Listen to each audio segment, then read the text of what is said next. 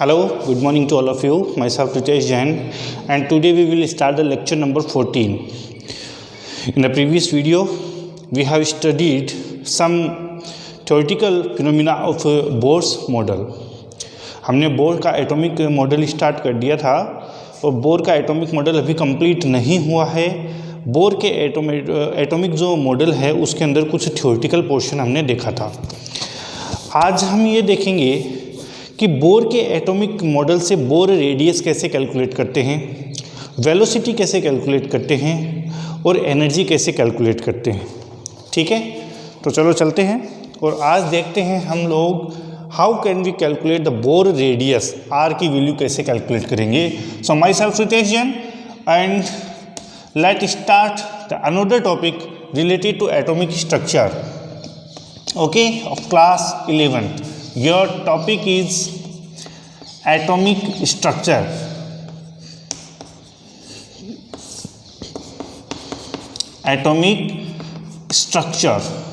Okay, and this is the lecture number 14 of this chapter. देखो, पहले हम जो बोर के एटॉमिक मॉडल के कुछ पास्टुलेट थे. पास्टुलेट का मतलब उन्होंने क्या क्या बातें बताई थी उसके बारे में एक बार फिर से मैं बता देता हूँ. 5 पॉइंट बताई थी उन्होंने. 5 बातों में मैंने एक्सप्लेन किया था.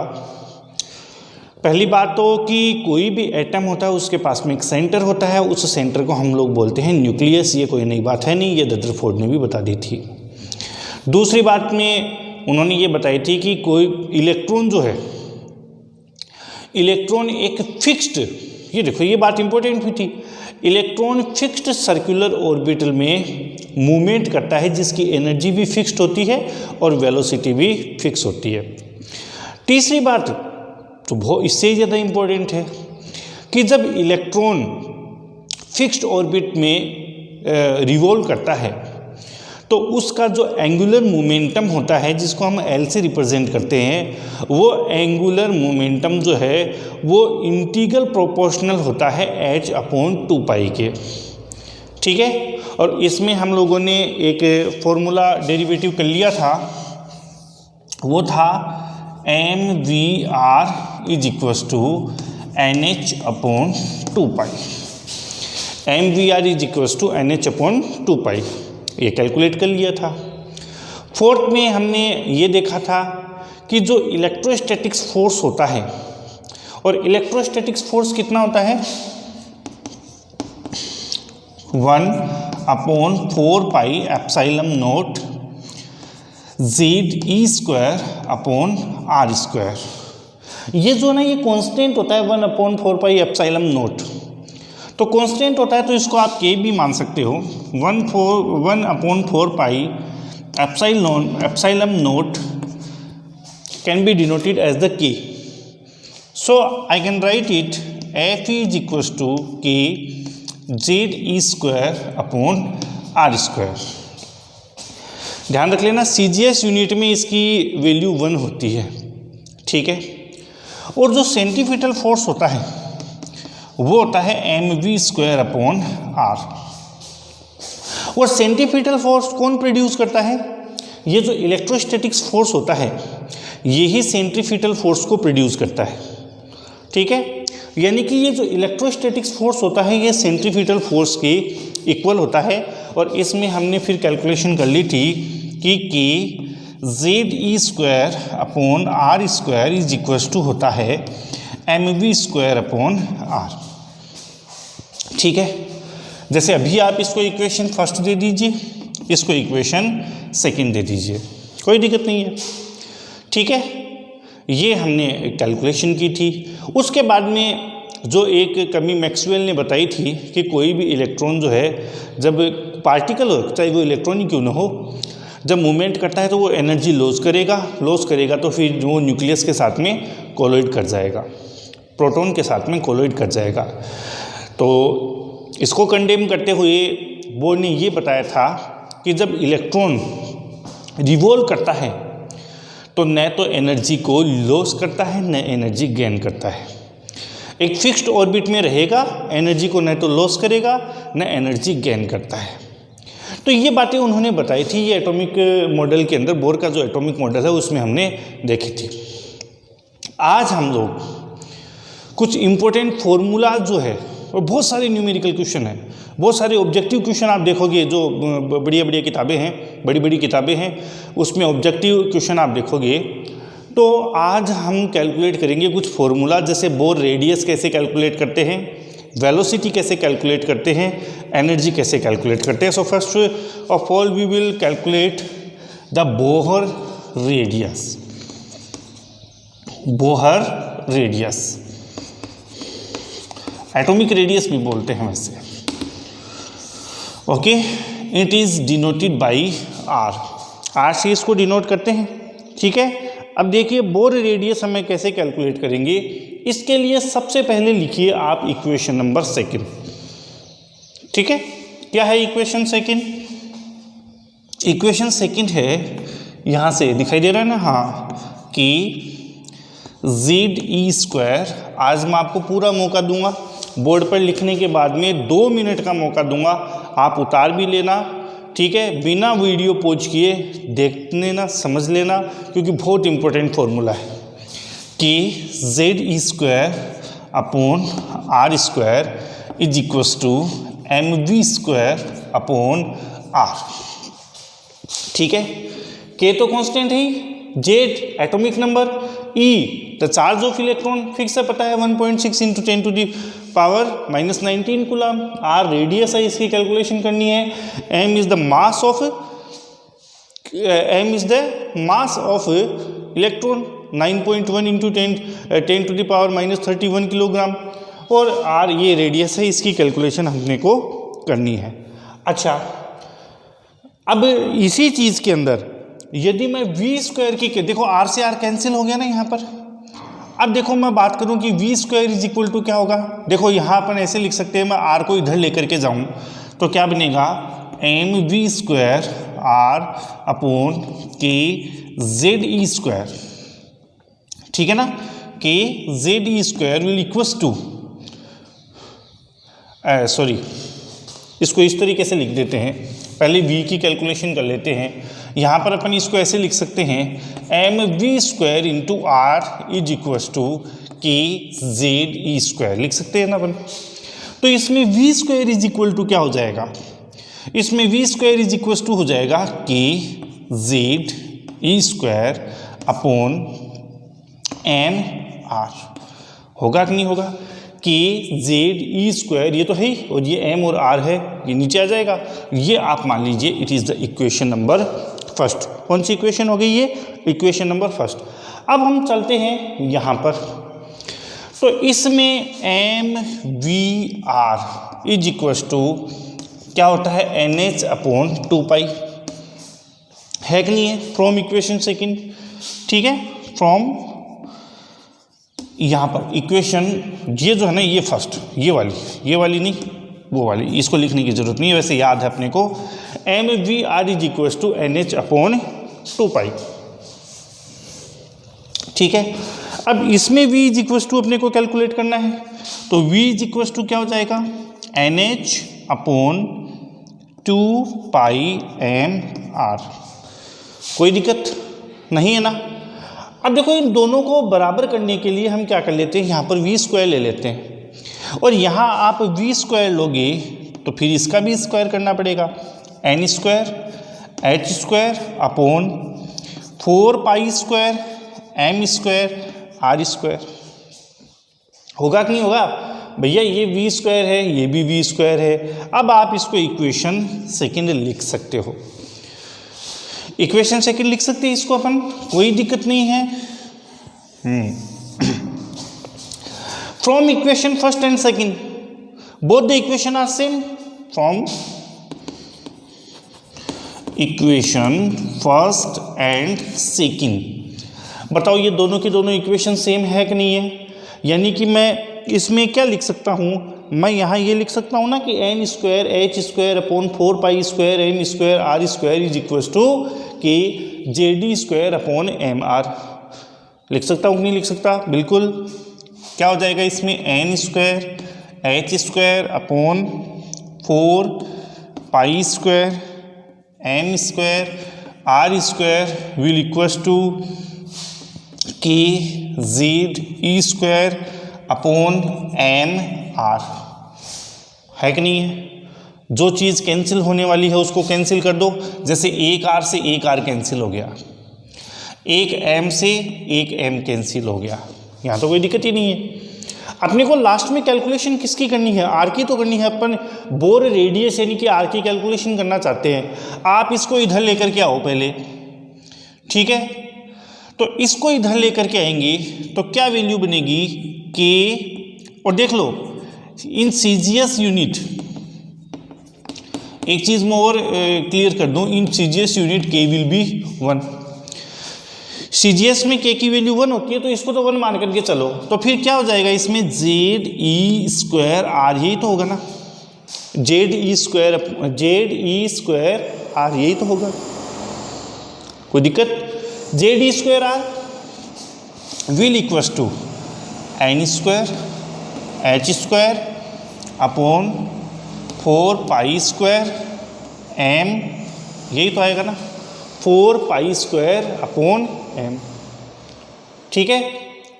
जेड ई स्क्वायर आर के बराबर आएगा कि नहीं आएगा? तो फिर आर इज इक्वल टू क्या हो जाएगा? N square H square upon 4 pi square M और जेड ई स्क्वायर, ठीक है?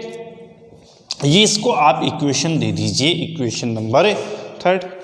ये इक्वेशन 3 हुई कि नहीं हुई? N square H square upon 4 pi square Z M E square, ठीक है? 4 pi square Z M E square. अब हम सब की वैल्यू रखते हैं।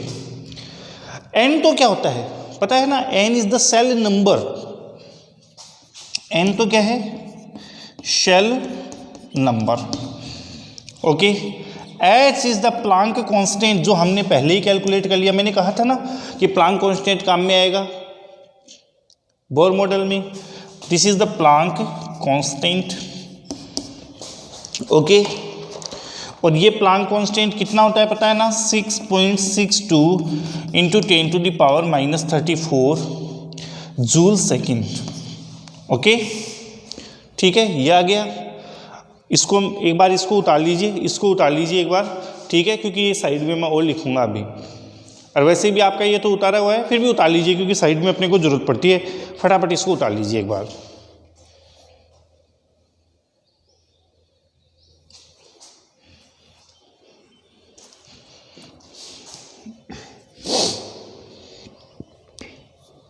उतार लिया? इसको मिटा रहा हूं मैं, है ना? एक बार इसको भी मिटा दूं क्योंकि ये पूरा बोर्ड काम में आएगा आज, है ना? अब देखिए पाई की वैल्यू पता है 3.14 होती है। पाई इज इक्वल्स टू 3.14, कोई दिक्कत नहीं है इसमें भी। एम इलेक्ट्रॉन का मास है 9.1 इंटू 10⁻⁻31 किलोग्राम, इसमें भी कोई दिक्कत नहीं है। जेड क्या होता है? Atomic number. जेड क्या है? Atomic number. And E electron के, ये इलेक्ट्रॉन का चार्ज होता है 1.6 इंटू 10⁻⁻19 कूलम, ठीक है? अब ये जितनी भी वैल्यू आई है सारी वैल्यू इक्वेशन 3 में रख दीजिए। और इक्वेशन 3 में रखेंगे तो आर की वैल्यू क्या आएगी? पहले एच की वैल्यू रख दो। जो वैल्यू आपके पास में है पहले वो रख दो, जो वैल्यू नहीं है उसको आप साइड में रखो आगे। 6.62 इंटू 10⁻⁻34 का स्क्वायर है, और साथ में एन स्क्वायर अभी बच गया। एन तो शेल नंबर है, वो तो शेल पर डिपेंड करेगा कि इलेक्ट्रॉन कौन से शेल में है, ठीक है? अपॉन, अब यहाँ पर 4 इंटू 3.14 इंटू एम 9.1 इंटू 10⁻⁻31, ठीक है? ये एम की वैल्यू आ गई। और ई कितना है? 1.6 इंटू 10⁻⁻19 का स्क्वायर, और साथ में क्या है? जेड। और जेड क्या है? Atomic number. आप लिख लेना, यहाँ पर आपको दिखाई नहीं दे रहा है, लिख लेना भाई। जो चीज़ है, जो वैल्यू है ना, वो वैल्यू मैंने यहाँ पर रखी है, ठीक है? अब इन सब को कैलकुलेट करना है, और इन सब को जब हम कैलकुलेट करते हैं तब वैल्यू आती है 5.29 इंटू 10⁻11। 5.29 इंटू 10⁻11, और साथ में इधर क्या बच गया n², इधर क्या है z, और ये वैल्यू आती है मीटर में, ये वैल्यू आती है। अच्छा, आपको ये पता है ना कि 1 angstrom is equal to 10⁻10 metre, पता है ना ये 1 angstrom is equal to 10⁻10 metre. तो मैं आपको ये कहूँ कि इसकी एंगस्ट्रम में वैल्यू क्या होगी, तो एंगस्ट्रम में वैल्यू कैलकुलेट करने के लिए इधर 10⁻10 कब होगा, इधर 10⁻10 कब होगा, जब मैं इसको ऐसे लिखूँ 0.529 इंटू 10⁻10 n²/z, ठीक है। तो अब बताओ ये 10⁻10 है, इसको मैं हटाऊंगा तो एंगस्ट्रम आएगा कि नहीं आएगा, तो R will equals to 0.529 into 10⁻n²/z, और ये वैल्यू किस में आ जाएगी, एंगस्ट्रम के अंदर। ये है बोर रेडियस का फॉर्मूला, ठीक है। फिर से समझ लीजिए एक बार, दोबारा मैं आपको बता रहा हूँ, पहले आप उतार लीजिए फिर मैं आपको दोबारा समझाऊंगा। मैं आपको 2 मिनट का टाइम दे रहा हूँ, पूरे 120 सेकंड आपके पास में है, इसमें आप उतार लीजिए या फिर वीडियो पॉज करके एक बार पूरा समझ लीजिए, ठीक है। कई बार क्या होता है, कई स्टूडेंट्स का मेरे पास में कॉल आता है कि सर वीडियो पॉज करते हैं तो दिखता नहीं है अच्छी तरीके से। चलो ठीक है, वीडियो पॉज नहीं करूँगा आज। आप एक काम करो, ये सबसे पहले इसको अच्छी तरीके से समझ लो, उतार लो, ठीक है। 2 मिनट का टाइम है आपके पास में, पूरे 120 सेकंड में आपको दे रहा हूँ।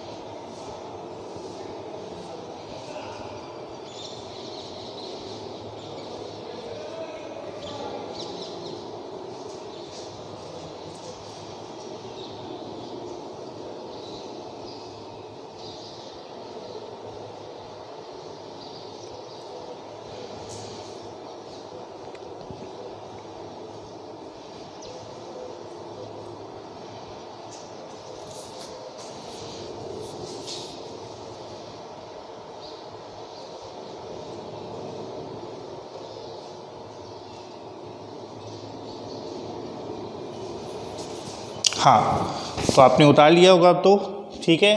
अब देखो लो, एक बार दोबारा समझ लो कि अपने को बोर रेडियस कैलकुलेट करनी है। हमने ये देख लिया कि के जेड ई स्क्वायर, देखो बोर रेडियस होती क्या है कि जैसे मान लो ये एटम है, ये एटम है जिसका ये न्यूक्लियस है, यहाँ पर कोई इलेक्ट्रॉन रिवॉल्व कर रहा है from the v velocity and this radius is r. So इसकी कैलकुलेशन करनी है। हम वेलोसिटी की भी कैलकुलेशन करेंगे, एनर्जी की भी कैलकुलेशन करेंगे। अभी हम रेडियस की कैलकुलेशन कर रहे हैं। K Z E square upon R square is equal to M V square upon R. ये हमने देख लिया था, ये सेंट्रीफ्यूगल फोर्स, ये सेंट्रीफ्यूगल फोर्स है, ये इलेक्ट्रोस्टैटिक्स फोर्स है। तो इसमें आ गया M V square R is equal to के जेड ई स्क्वायर। तो वी स्क्वायर क्या आ गया, क्योंकि वी की वैल्यू तो अपने को कैसे कैसे करके कैलकुलेट करनी पड़ेगी ना, आर की वैल्यू कैलकुलेट करने के लिए। तो V square will equal to के जेड ई स्क्वायर अपॉन एम आर। ठीक है, अब वो एंगुलर मोमेंटम में हमने देखा था M V square R M V into M V R into N H upon 2 pi. Okay, so here we will be N H upon 2 pi M R. So here we square will be, इसका भी स्क्वायर कर दो, N square H square upon 4 pi square M square are square. अब इन दोनों की comparison कर लेते हैं, इक्वेशन फर्स्ट और सेकंड की कंपैरिजन कर लेंगे तो ये दोनों बराबर हो जाएंगे। N square H square upon 4 pi square M square are square will equal to के जेड ई स्क्वायर एम इंटू आर। एक एम से एक एम कैंसिल हो गया, एक आर से एक आर कैंसिल हो गया। सीजीएस में के की वैल्यू 1 होती है। तो यहाँ पर क्या आ जाएगा, जेड ई स्क्वायर, मैं आर को इधर लेकर के चला गया क्योंकि आर की कैलकुलेशन करनी है। ठीक है, तो क्या बच गया, n square H square upon 4 pi square m, r है n square H square, r की कैलकुलेशन करनी है upon 4 pi square m Z E square. N is the shell number, h is the Planck constant, Planck constant की value fix है 6.62 into 10⁻34 joule into second. Pi is equal to 3.14, m is equal to 9.1 into 10⁻31 kilogram.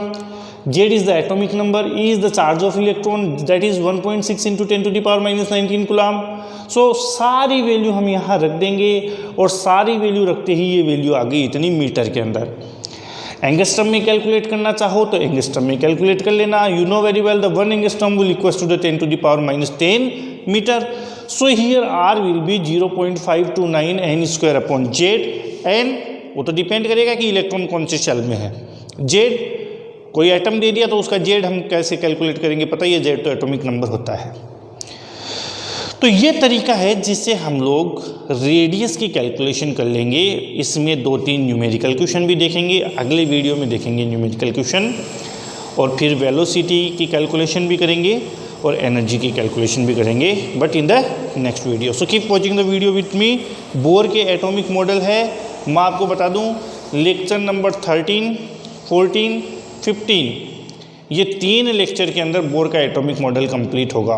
यानी 13 और 14 हो गया, हो सकता है एक लेक्चर और लग जाए, मतलब 13, 14, 15, 16 ये 4 लेक्चर बोर के लिए हैं, बहुत इंपॉर्टेंट है ना।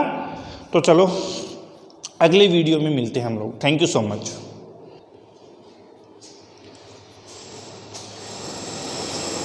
कुछ न्यूमेरिकल क्वेश्चन आप भी किया करो अपनी ओर से, है ना।